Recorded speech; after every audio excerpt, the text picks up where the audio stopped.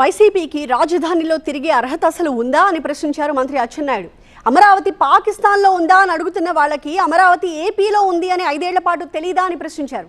పార్లమెంట్లో రాజధాని చట్టానికి మద్దతు ఇవ్వని వైసీపీ నేతలు ఇప్పుడు అమరావతిలో ఎలా పర్యటిస్తారని అచ్చెన్నాయుడు ప్రశ్నించారు. అసలు వాళ్ళకి సిగ్గు లజ్జ ఉంటే ఎవరు వెళ్ళరు. నా ఇంటికి నువ్వు రావద్దు అంటే నువ్వు వెళ్ళావంటే నిన్నేమనాలి? 5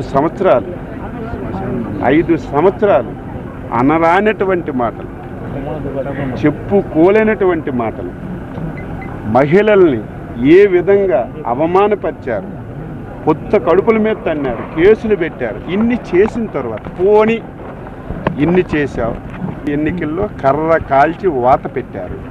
అప్పుడైనా సిగ్గు రావాలి కదా. అప్పుడైనా సరే నేను చేసింది తప్పు లెంపలేసుకొని ముక్కు నేలకు రాసి ఆయన ఏదైనా ఒక స్టెప్ ముందుకేస్తే అడగచ్చు.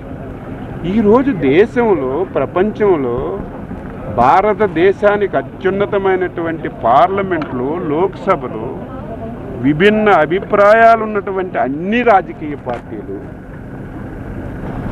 అమరావతి రాజధాని అని చెప్పి ఈ ముక్త కంఠంతో మద్దతు తెలిపి చట్టాన్ని చేసిన తర్వాత దుర్మార్గమైనటువంటి ఒక్క గొడ్డల పార్టీ సపోర్ట్ చేయలేదు.